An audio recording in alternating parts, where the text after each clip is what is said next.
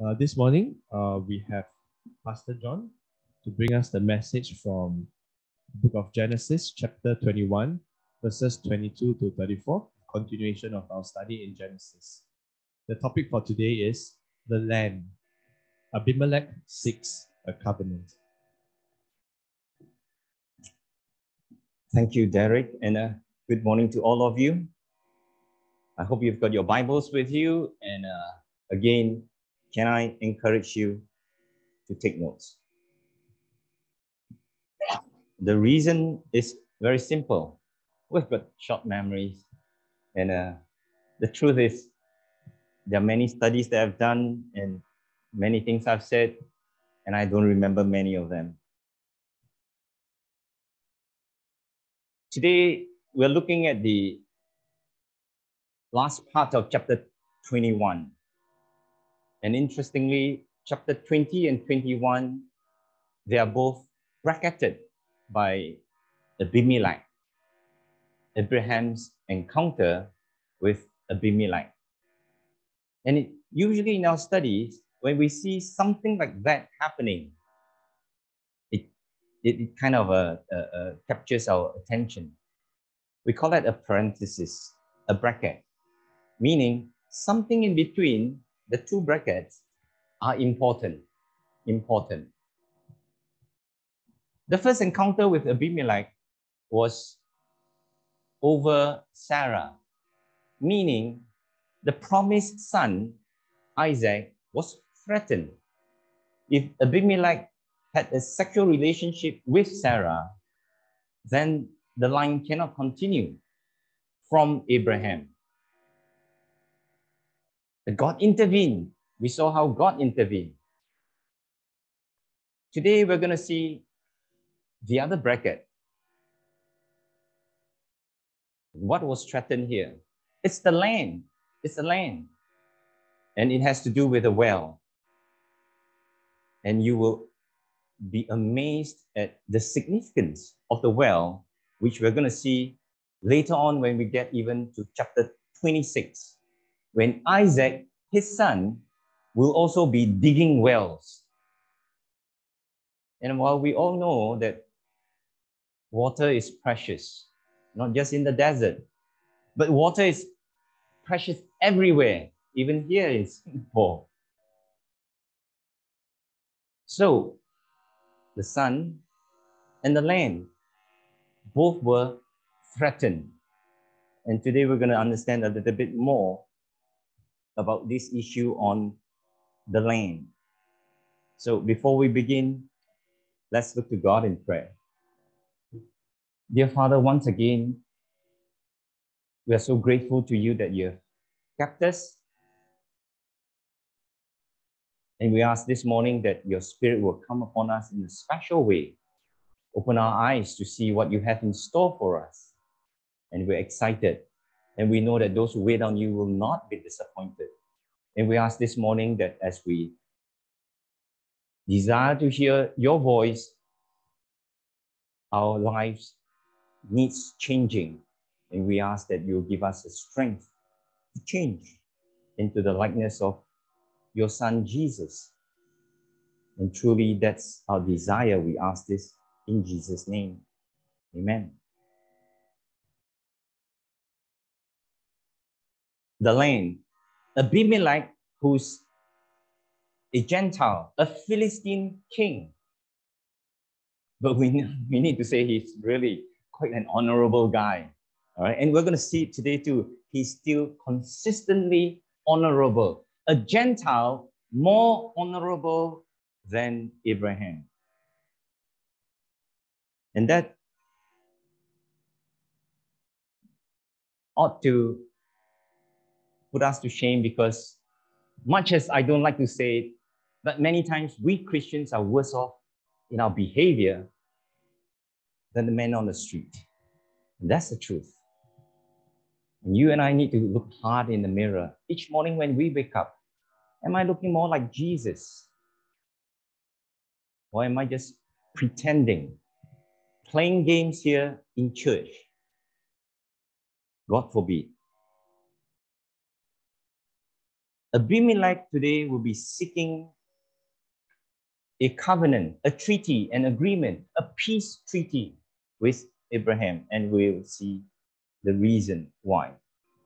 The whole of chapter 21 outlined for us God's redemption plan. In fact, the whole Bible is about God and his redemption plan. The whole Bible is all about Jesus coming to redeem us. And he is the main star, not Abraham, not me, not you. And every time when we look into the pages of the Bible, that's what we need to be looking for. Who is this God? What did he do for me? And how he wants me to live my life. And this redemption plan is moving forward, is taking shape with the birth of Isaac. And if you would remember, we did look at some charts and we noticed that Abraham's life can be divided into two parts. The first part, when he was a young believer, as he left Ur of the Chaldeans, went to Haran, then ended up, finally, he went to Shechem after his father died. And then he went down to Egypt. The turning point was he returned to Bethel. And then we saw how his life matured. Spiritually, he matured into the man that God wanted him to be. And in chapter 20, that's the beginning of his second half of his life. And even though he bungled, God still called him my prophet. Amazing, my prophet. And then today, we're going to see how, with the end of the chapter, we're going to see how the land is now going to become an issue. Isaac was born, and then finally, Ishmael and Hagar had to be cast out because they represented, Hagar represented the law. We're no longer under the law. We're under the grace. And then Ishmael represented the works of the flesh. The works of the flesh cannot bring life. There's no life in Ishmael. And for that reason, God gave him the covenant of circumcision. If you remember, circumcision is cutting away the flesh. And today, you and I, having been born again, day by day, we need to cut away our flesh. Kill the old man, pin it to the cross. That's the only way you're going to kill it. That's what it is about. When Hagar and Ishmael were cast out. And of course, chapter 13, we saw how God gave the covenant to Abraham, repeated. And today, the passage, we're going to see how Abraham is going to make a covenant with Abimelech, a Gentile at Beersheba. And that reminded us when God made in chapter 15 the covenant with Abraham unilaterally. And in this comparison, while God has covenanted with Abraham, Abraham now covenanted with a Gentile. What does it mean? That's what we're going to find out today. And because of what he did to make peace with a Gentile, Abraham becomes a peacemaker, a peacemaker. And what does that mean? We'll see. And then in our next study, when we move on to chapter 22, we're going to see the test, the most difficult test that God is going to put Abraham through. And there's so many biblical principles we're going to draw from it. And that's so relevant for us today. So let's begin. It is not coincidental that we find the story, the account of Ishmael as part of God's redemption plan. Because Ishmael represented the whole Gentile world, including ourselves. We are all born in the flesh, born with a sinful nature. So God, again, we have emphasized many times, not that God loves Isaac more than Ishmael. No. Ishmael was representing, he was a symbol of the works of the flesh. And God loves the Arabs and the Chinese just as much as he loves the Jews. And today, our passage is a continuation. It's a connection. It's a development of that great redemption plan of God. And it is all mapped out in the Abrahamic covenant. And today we're going to see in the most extraordinary way how God is going to give Abraham the land, which is the second component and a very important component of that covenant. So we begin at verse 22, Genesis chapter 21, and verse 22 reads, "At that time, Abimelech and Phicol, the commander of his forces, said to Abraham, 'God is with you in everything you do.'" Abimelech came to visit his neighbor, Abraham. And this is the same Abimelech who about 5 years earlier was told that Sarah was Abraham's sister, took her into his harem until God warned him in a dream of her true identity. And of course, Abimelech restored Sarah back to Abraham. And in that space of that 5 years, since that time, since that first encounter, during that 5-year period, God blessed Abraham tremendously. And this was obvious to his neighbor, who probably was over the fence looking with his binoculars, and he saw that Abraham was truly blessed by God. There were so many more people, more animals, and everything was growing. And that led Abimelech to say, God is with you in everything you do. He knew. But this was not a social visit, because Abimelech came with his military commander, General Phicol. We are not told he was general or lieutenant, but it was commander, the top brass, we call it.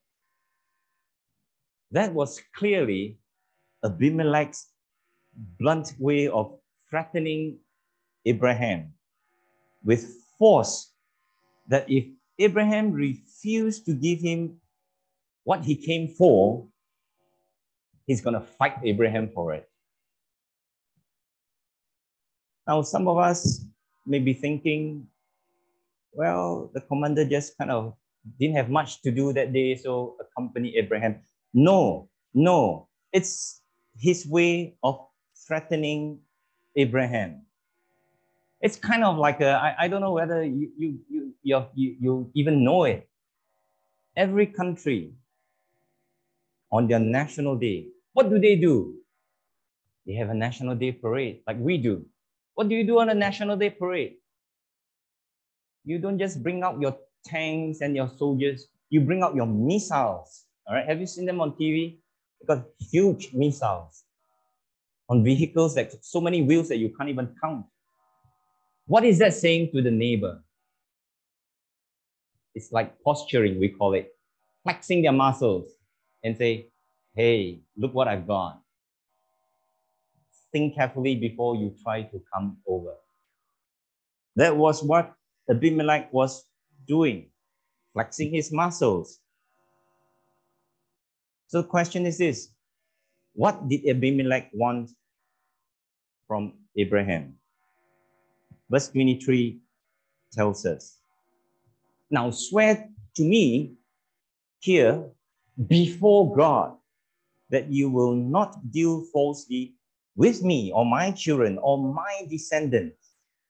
Show to me and the country where you now reside as a foreigner the same kindness I have shown to you.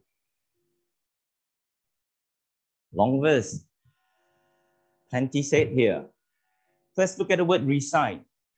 The word reside in the Hebrew means to turn aside from the road for a lodging or any other purpose.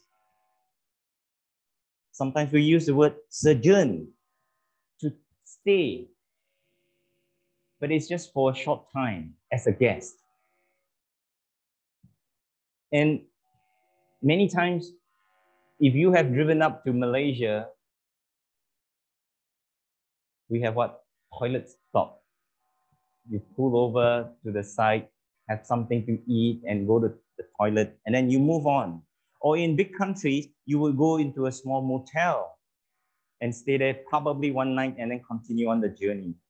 That is the meaning here, to turn aside from the road, to stay for a while, or anything else, but you are a guest. And Abimelech was reminding Abraham, you are a guest in my country. Because earlier on, 5 years earlier, he didn't know Abraham is going to kind of grow so rapidly. There were some tents, yes, there were some goats and probably cattle, but that was 5 years ago. And 5 years ago, he allowed Abraham to pitch his tent anywhere he likes. That was a mistake. But now he has grown so much, and Abimelech is saying, you're a guest. You're a squatter in my country because of our kindness to you. And Abimelech now fears because Abraham's tribe has grown so large and they appear to be so powerful. You remember Abraham already got his own private army. They were not standing army, so to speak, meaning they don't live in barracks with spears. No, they're all common folks. But when a war comes, they will train and they will go to war. And Abimelech was worried as a host. And suddenly it dawned on Abimelech that one day in the near future, maybe Abraham, with his tribe of Hebrews, may have the ability or the ambition to expel Abimelech and his descendants from their land. So the purpose of Abimelech's visit was to demand that Abraham promise, that Abraham makes a covenant never to attack or expel him or his descendants.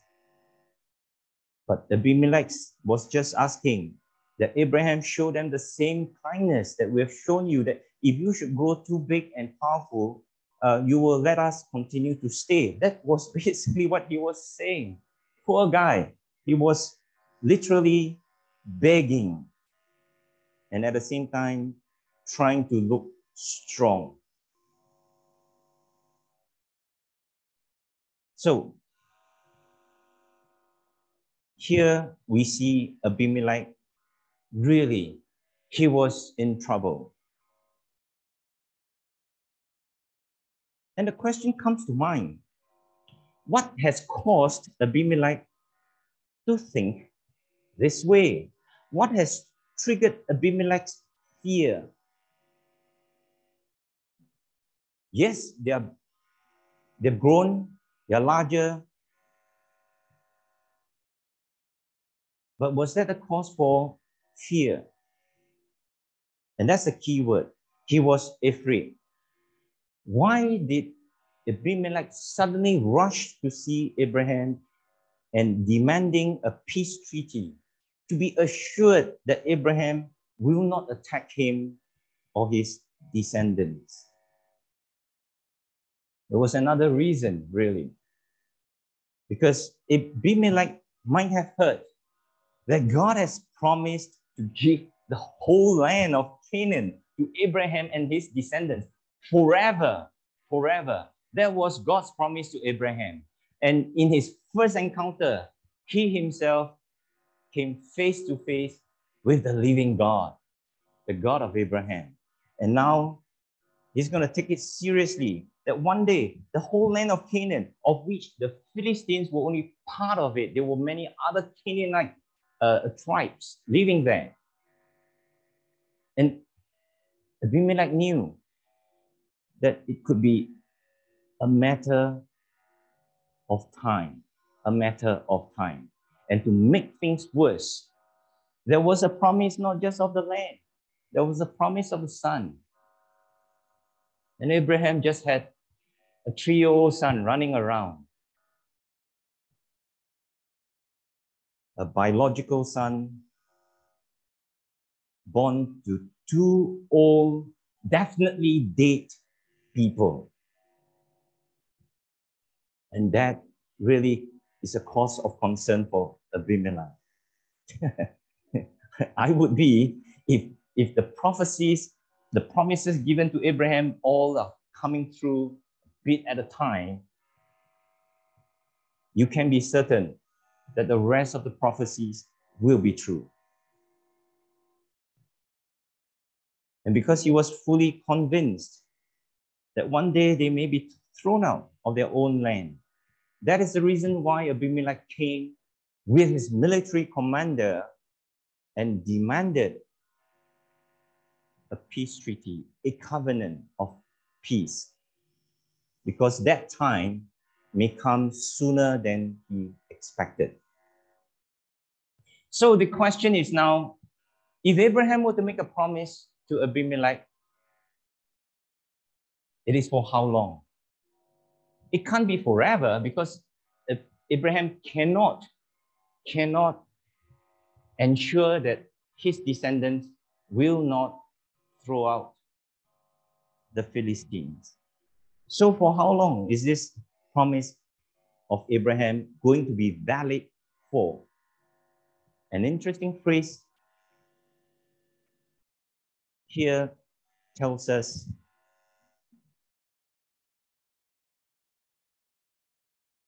the period. And this phrase gives us a clue as to how long is this covenant going to be valid for. And the phrase is this: Abimelech say, promise me that you will not harm us, me to my sons and my son's son. This is the interesting phrase.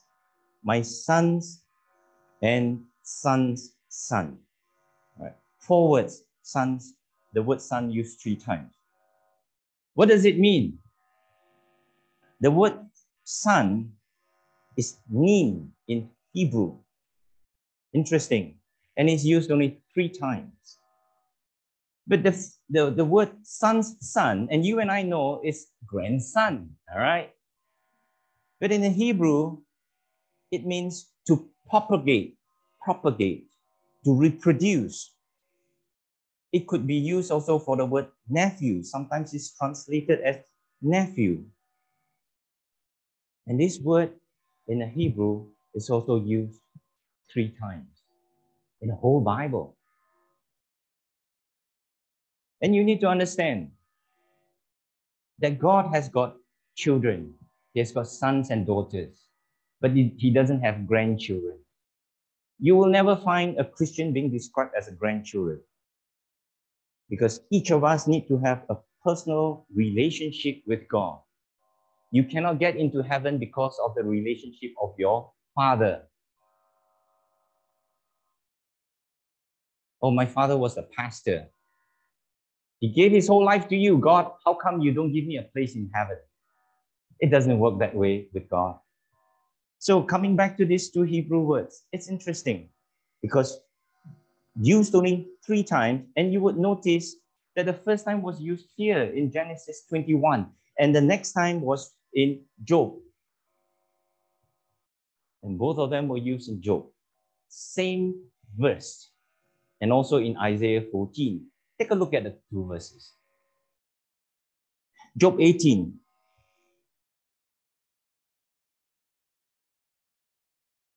Job 18, they will have neither children nor grandchildren. So in the NLT, it was translated grandchildren. We understand it to mean grandchildren. Isaiah 14:22 reads, "This is what the Lord of heaven's armies say. I myself have risen against Babylon, and I will destroy its children and its children's children," says the Lord. Same phrase, same Hebrew words. What does it mean here? It simply means this, that here in Job, Bildad, one of Job's lousy friends, said to Job, he was describing the destiny of evil men. Evil men will not have children and grandchildren. And in Isaiah 14, it's obvious. It's describing the rebellious people who are living in Babylon. And all three, straight away you'll notice, they're describing people who do not believe in Yahweh. People who deserve God's wrath. And they are without hope. Unless they repent and by faith surrender to Yahweh.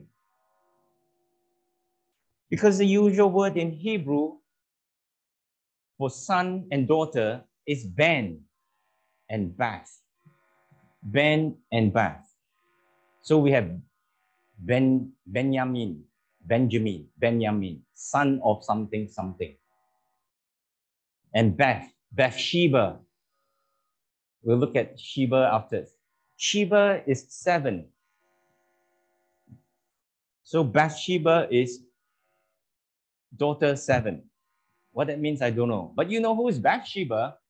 She was a mistress, then became the wife of Solomon. Not Solomon, sorry. David, mother of Solomon. So clearly we see here that Abimelech's children, his sons and his grandchildren, they are not people of faith at that time. But the question is, what about Abimelech? Did he believe in Yahweh? We don't really know. We cannot say for certain. But this verse raises another important question. That if Abraham had deceived Abimelech once before, why? Why in the world would Abimelech be willing to trust Abraham now?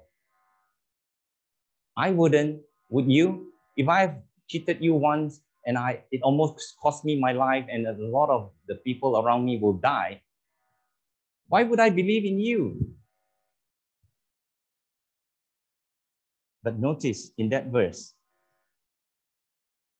when asking Abraham to make an oath, Abimelech asked Abraham to swear before God. Who's God? Your God. Meaning, Yahweh is going to be their witness.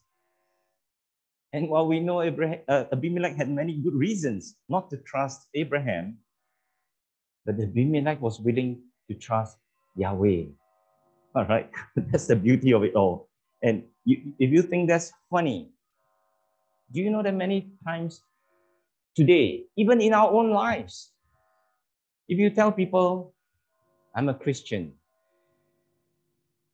people don't believe in you because your name is worth nothing, but because you're a Christian, that's different. They're willing to trust you. But of course, today, you and I know the word Christian is used so loosely. Some of them born and the mother gave a son the name Christian. So many well-known footballers, their names are Christian. They're far from being a Christian.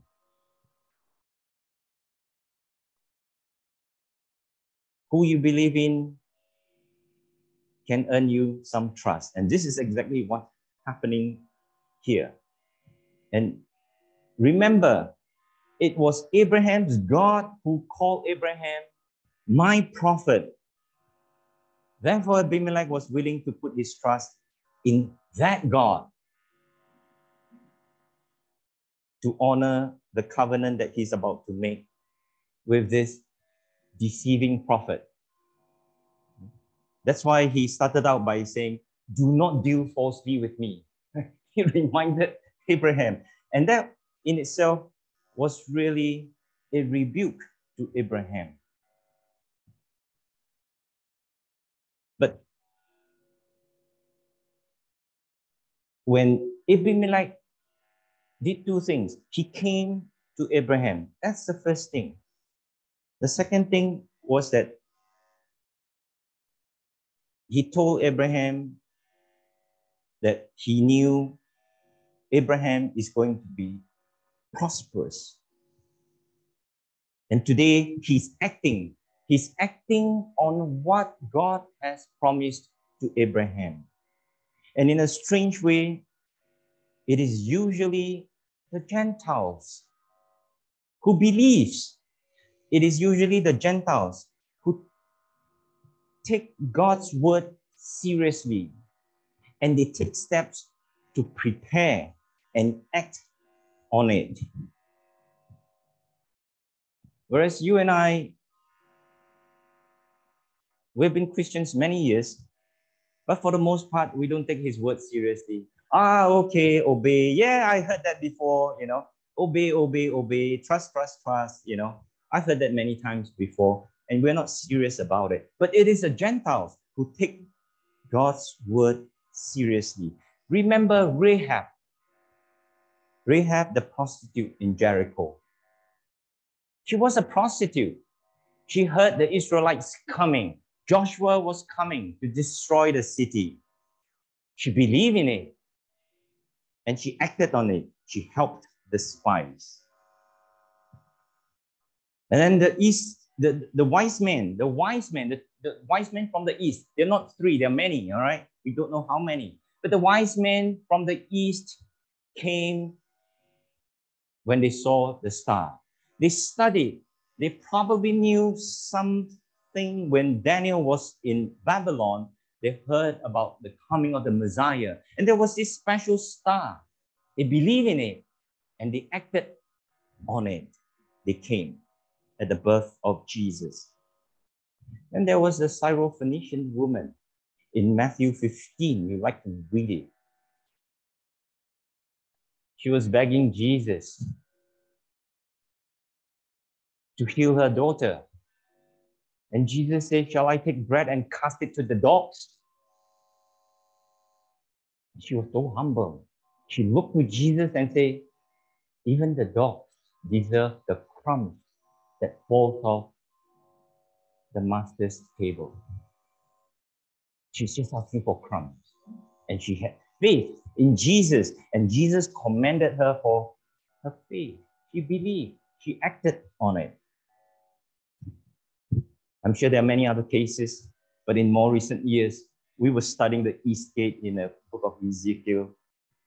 And many of you would know that the East Gate today is sealed up by the Ottoman Sultan who came many, many years ago, and he heard of this prophecy that the Messiah of the Jews will come, and he's going to walk through the East Gate, and he sealed it up. Thick walls. And to make doubly sure, he put graves in front of the East Gate, so that if any Messiah, if you are a holy man, you walk through the grave, you will be defiled. Gentile who believed and acted on it. What about you and I? When we read the Bible, do we take God's word seriously? You will do well to take his word seriously and act on it. Now, Abraham could have been surprised or even shocked by Abimelech's visit and what he demanded. But in verse 24, Genesis 21 tells us, Abraham said, I swear it. He agreed. I swear it. Abimelech's opening words rebuked Abraham as the one who deceived him. But Abraham showed great humility here.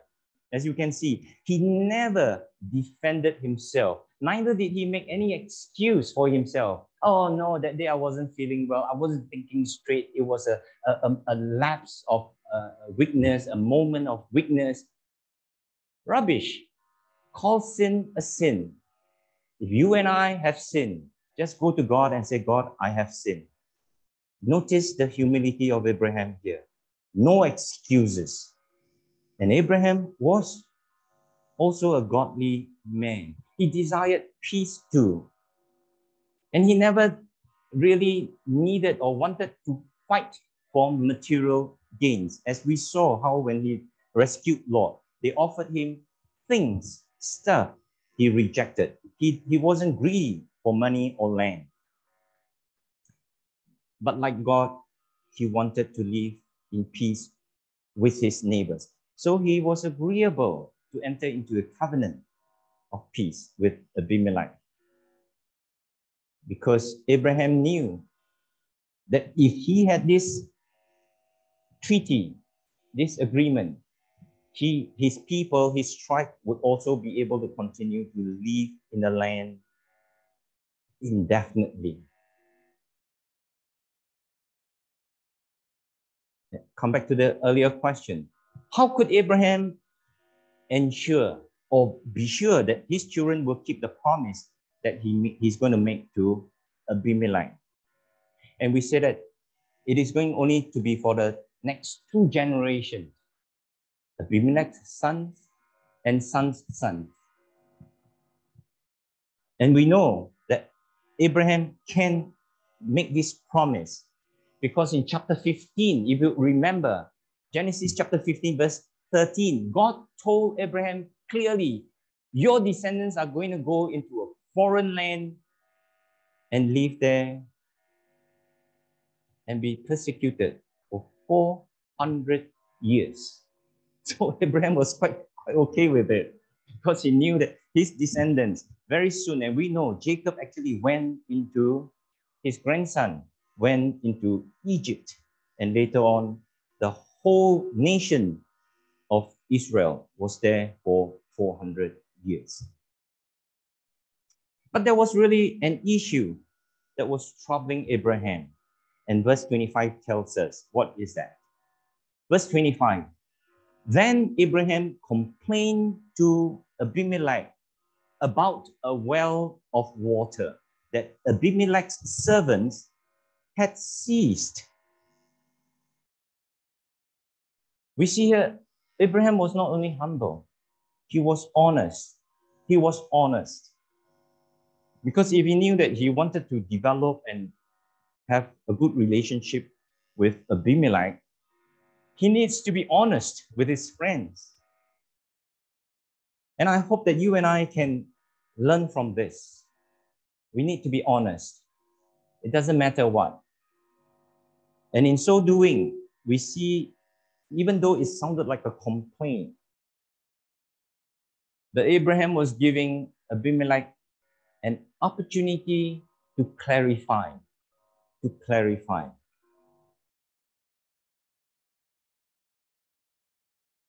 To clarify if Abimelech was behind this seizure of the well.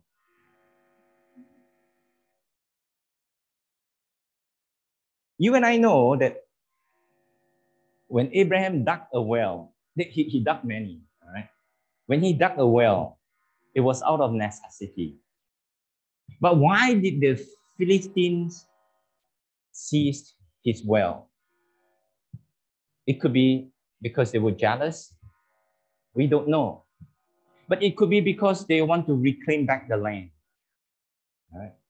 And something we need to know, that in those days, in the time of Abraham, when you dig a well, you're saying that this land is mine. Because why? You are not going to dig a well for someone else to use. Would you? No, of course not. Similarly, I think if you've seen some Western movies, this in America, the people who came from England first settled there. And how do they claim the land? They take poles, hammer into the ground, and then they probably put ropes on now barbed wires, and they say, this is my land. And after a number of years, yes, it becomes your land. But that was in the early days of the Western. But today, of course, you can't put a pole, all right? You put a pole, you go to court, and then you end up in jail. And you'll be behind metal poles. So when you dig a well, you're implying, you're making a claim to the land. And these Philistines probably were trying to reclaim back their land.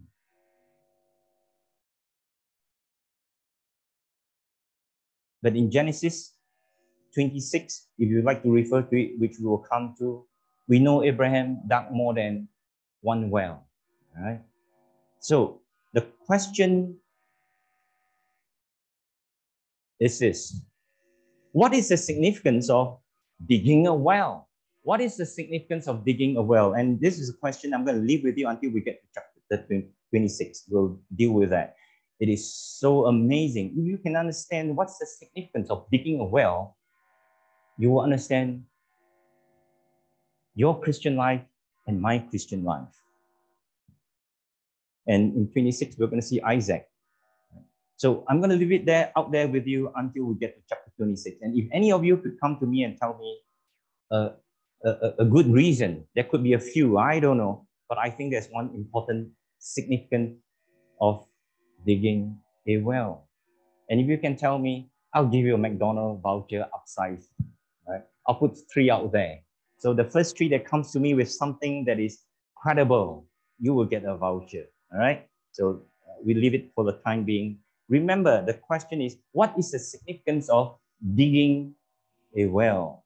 Don't tell me the well is important, people need water. We all know all that, isn't it? All right? And that it also means that you make a claim to the land. But more than that. And we learn more than, why? How do we know? Because the root word tells us a lot more than what we're seeing in our English word. So coming back to Abraham, he did the right thing. And he gave Abimelech not just an opportunity to explain, but Abimelech wasn't behind it. Because in verse 26, tells us, but Abimelech said, I don't know who has done this. You did not tell me, and I heard about it only today.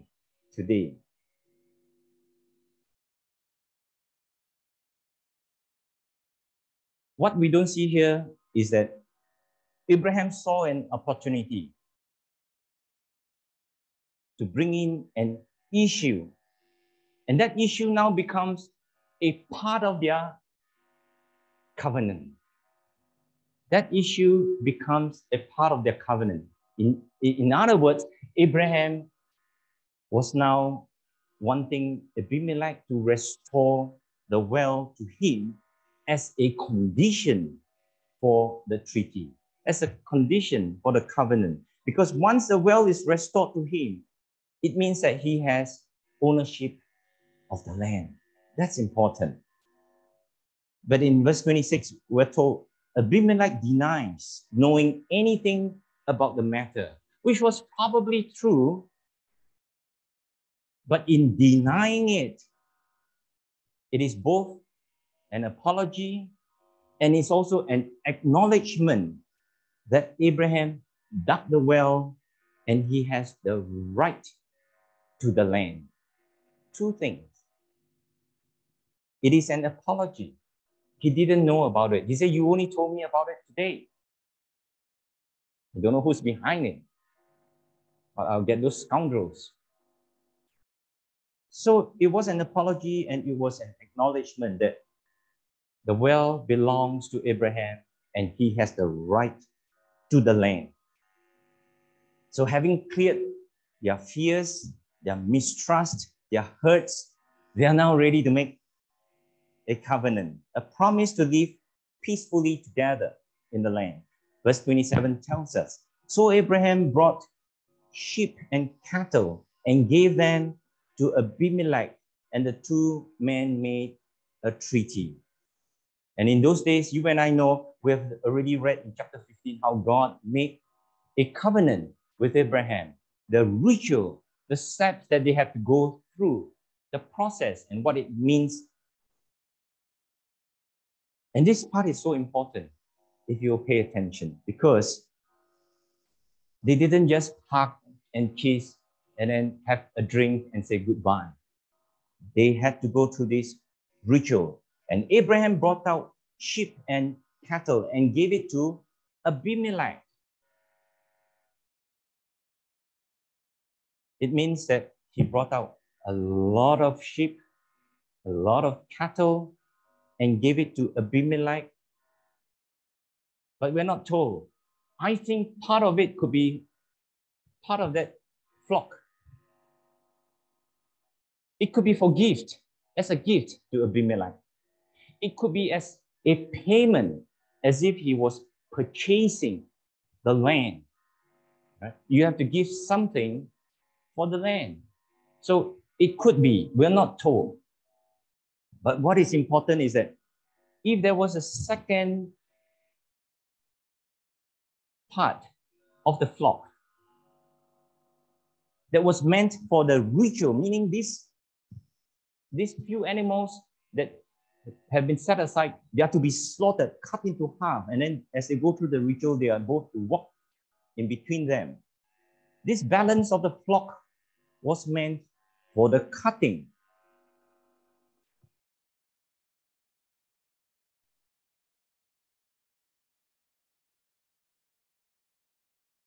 But before they began the cutting,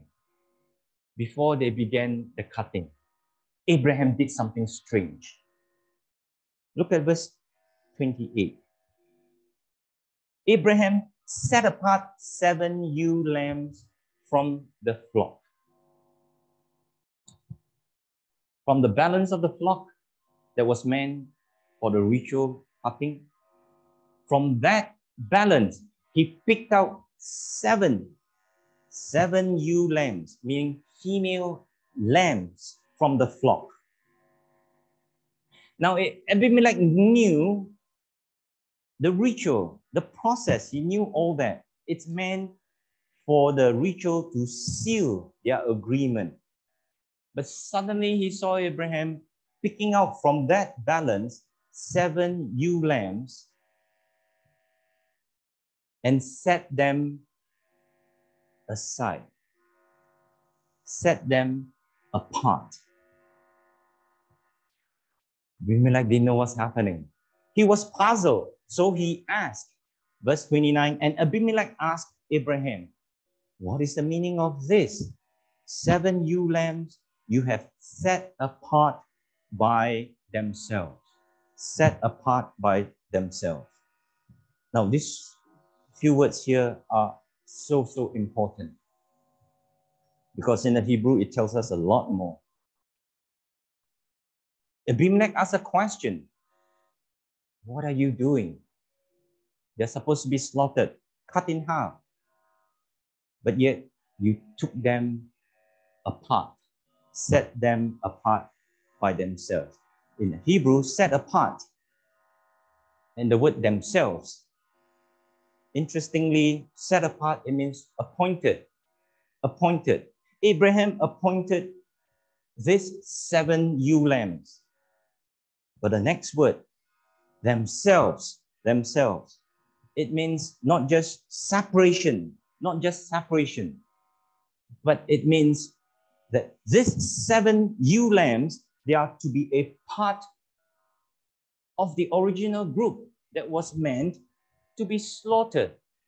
They were a branch of the big tree. They were a part of the balanced flock that was supposed to be slaughtered. But Abraham came and he took them and set them apart by themselves. but they must be considered to be part of the covenant sacrifice. Meaning, these 7, they were marked to die, but yet we see Abraham replying in verse 30. He replied, "Accept these 7 lambs from my hand as a witness that I dug this well, These 7 lambs were marked to die, but now they are alive. They are to be kept alive as a witness. And straight away, we have this image of living sacrifices. Living sacrifices. And in the New Testament, we are all living sacrifices. We should be living sacrifices. And living sacrifices for what? What's the purpose? To be a witness. To be a witness. And this is a very important biblical principle being taught here. First, we see Abraham. Abraham is being pictured as representing God, making peace with the Gentile world. And the lambs is also a picture of all of us. We are earmarked to be slaughtered. We should die. But we were all set apart to be a witness to the love of Jesus, to his grace and to his mercy. We are to be set apart. The next time you come across this word saint in the New Testament, in the Greek is hagios. Hagios means, it doesn't mean just something sacred. It means something that is ceremonially consecrated, ceremonially set apart for God to use. You and I, we are saints. Not perfect, but saints. All of us are set apart for God's use. And this principle will become clearer when we get to chapter 26, when Isaac would also be digging wells. So that's a clue here. So here is such an important biblical principle taught here, that Abraham, like God, has set us apart to be living sacrifices, to be a witness for God. And verse 31 tells us, so that place was called Beersheba, because the 2 men swore an oath there. Beersheba, literally beer and Sheba. The word beer means a well, not a well of beer. I know some of you beer drinkers will be so happy. Wow, it's biblical. We can drink beer, like a well. All right, no. The Hebrew word is bear, not beer, right? There. Beersheba. Sheba is 7, and Beersheba literally means a well of 7 oaths. Why 7? We don't know. Could it be because of the 7 lambs? Maybe. But something that usually, when they make an oath, they would say it 7 times to each other. 7 times. All right. Okay.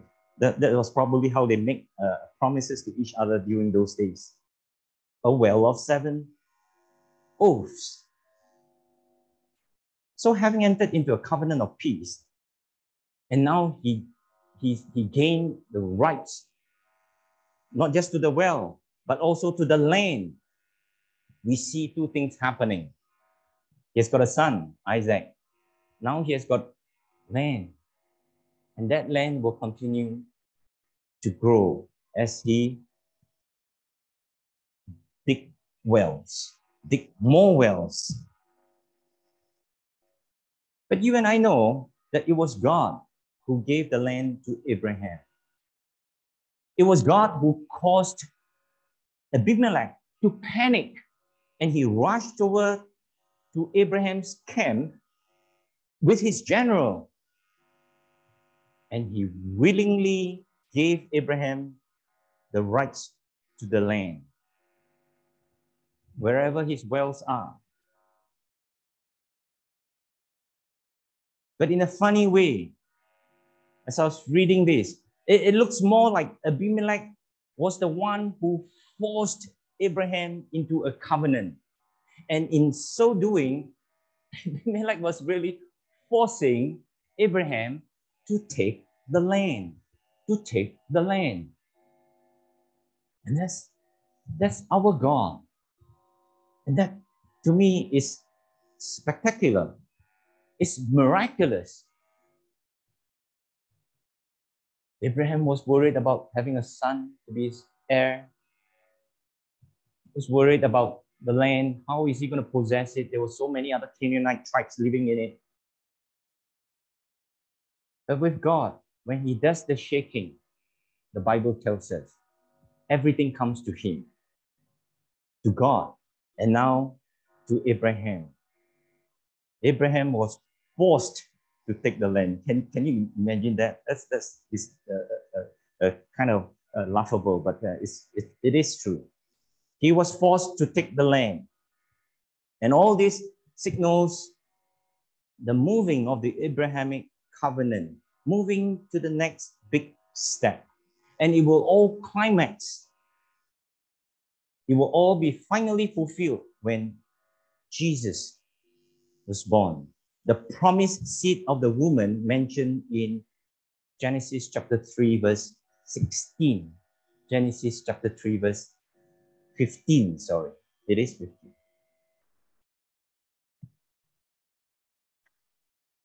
Abraham was first called by God, my prophet.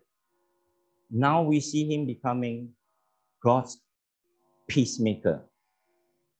And yes, it is true that the only true peacemaker was Jesus himself, because he went to the cross and he brought peace between sinful man and the holy God.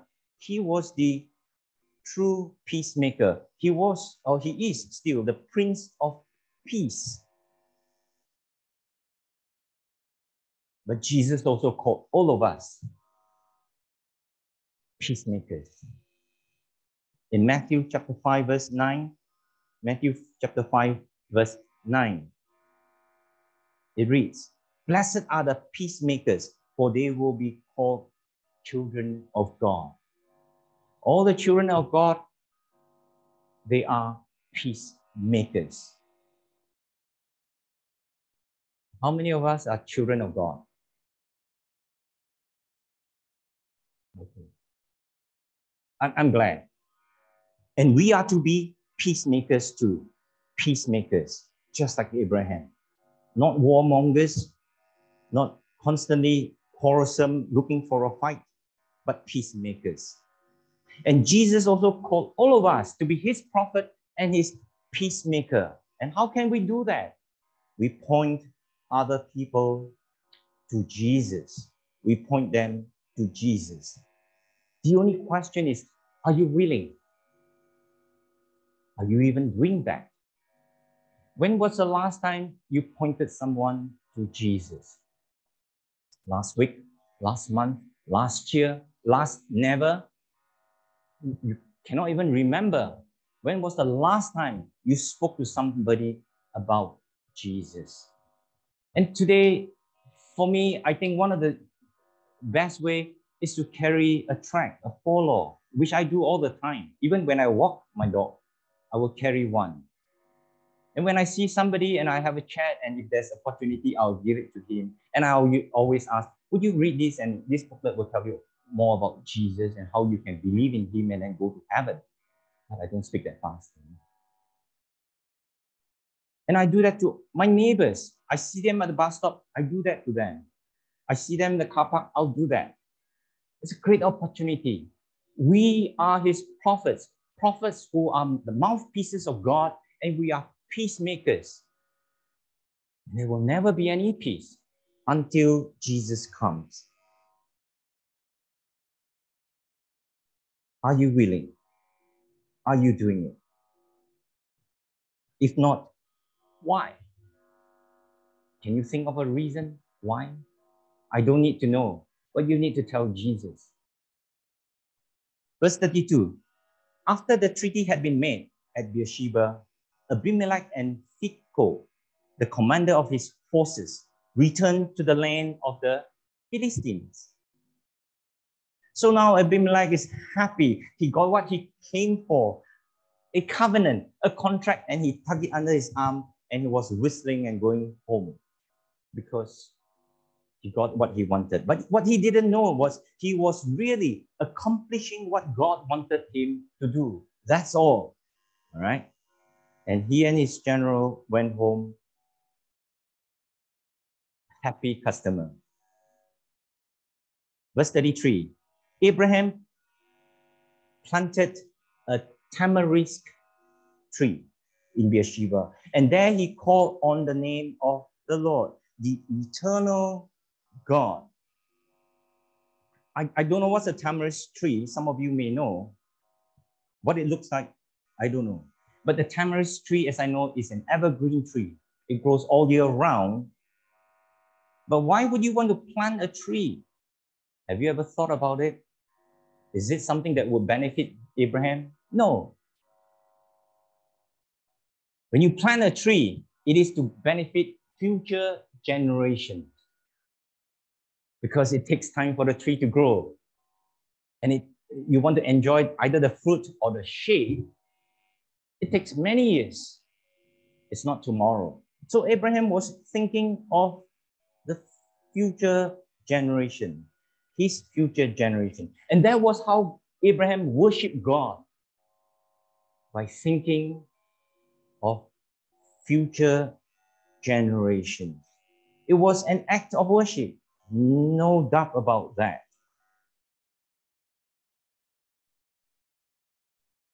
But he was doing something that would provide a spiritual shade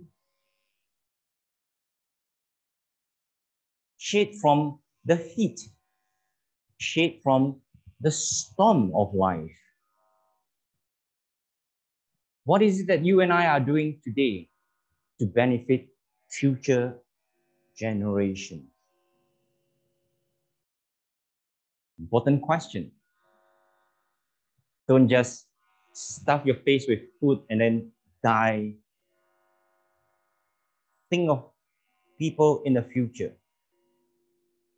So, for Abraham, his spiritual journey over the last 50 years, and during that 50 years, because he walked closely with God, there's one thing special. God revealed himself to Abraham. And here in verse 33, he discovered that his God, the God he worshipped, is the everlasting God. And it's a new name. And if you were to look at so far in the last 50 years, God has revealed 3 new names to Abraham. The first one is in chapter 14, verses 19 and 22. El Elyon, God Most High. El Elyon. That was the time when Melchizedek ministered the communion, the bread and the wine to Abraham, pointing Abraham to the future when the Messiah will come and give his body and his blood. Of course, Abraham didn't know anything about it at that time, but there was God's revelation to Abraham. I want to just say it very clearly here. Unless God reveals, we will have no clue who God is. Don't ever say, I found God. You cannot find God on your best day. It is God in his mercy and grace who would reveal himself. And there are people who come up with strange things about God. Oh, God is this, God is that. But it's not found in the Bible. those are garbage. Don't believe it. Unless God reveals, we will have no way of knowing God. And here we find God revealing in chapter 14 to Abraham that he's the God Most High. And then in chapter 17, verse 1, El Shaddai, we're more familiar with that God Almighty. He's the God Almighty. That was when God gave him the covenant of the circumcision. And here today in chapter 21, verse 33, God revealed himself as the everlasting God. Wow, the everlasting God. What an encouragement for Abraham to know that this God that he is worshiping, following, obeying is the everlasting God. And this everlasting God delivered the son in the land right here and almost together. He got both. What about us? For you and I today, would it be an encouragement when we know that our God is the Almighty God, the Creator, the one who is in control of everything, the Mighty One, and He will be here forever and ever and ever. He is the only constant in this universe. Yes, everything looks bad today. Now we've got monkeypox. Man, when is it going to end? And I tell you something, from here, we can learn in the life of Abraham. Wealth could be seized. Trees could be chopped down. And lambs will grow old and die. And our health will fail. Friends will abandon us. And the world may be flushed down the toilet bowl. In fact, our world is already down in the sewage, in the cesspool. And Jesus is coming again. But the God of Abraham, the God Most High, the Mighty One, He alone will remain because He is the everlasting God. He is the God we worship here. What about you? Has that been your personal experience? Because that was Abraham's experiences. Because he chose to walk with God. If today God is far away and you don't know much about Him, and if you don't know much about Him, how can you worship Him? How can you adore Him? How can you appreciate Him? You can't. But the good news is this: you can start afresh. From the pages of the Bible, you can discover Jesus. And as you discover more of Him, your personal worship will deepen. Your personal worship will get more meaningful and exciting. Verse 34. And Abraham stayed in the land of the Philistines for a long time. A long time. Here, a long time could be anywhere between 10 to 15 years. Because by the time we get to chapter 22, the next chapter, Isaac was a young man already, 15 or 17. We don't know. But definitely it was between 10 to 15 years when Abraham took Isaac to Mount Moriah. And this past 10, 15 years, it probably was a happy and peaceful time for both Abraham and Sarah as they watched Isaac grow into a young, godly man. But Abraham's spiritual journey is not over yet because God is not finished with him, and Abraham did not know that his faith soon will be tested to its breaking point. But God was preparing Abraham this last 50 years, and Abraham was ready, just that he didn't know it yet. Until it is tested. Faith is never faith until it is tested. You can claim all you like. I have strong faith in Jesus. I love Jesus. But wait till it is tested. Then we will know. And Abraham will be tested severely in the next chapter. And that's another amazing account of faith that we're going to see. And the main lesson in chapter 22 is that everything that you have, everything that God gives to you, must go back on the altar. Must go back on the altar. The question is, are you willing? And it's tough. It's very tough. Don't say yes. Think about it. All right? And that was Abraham. God bless.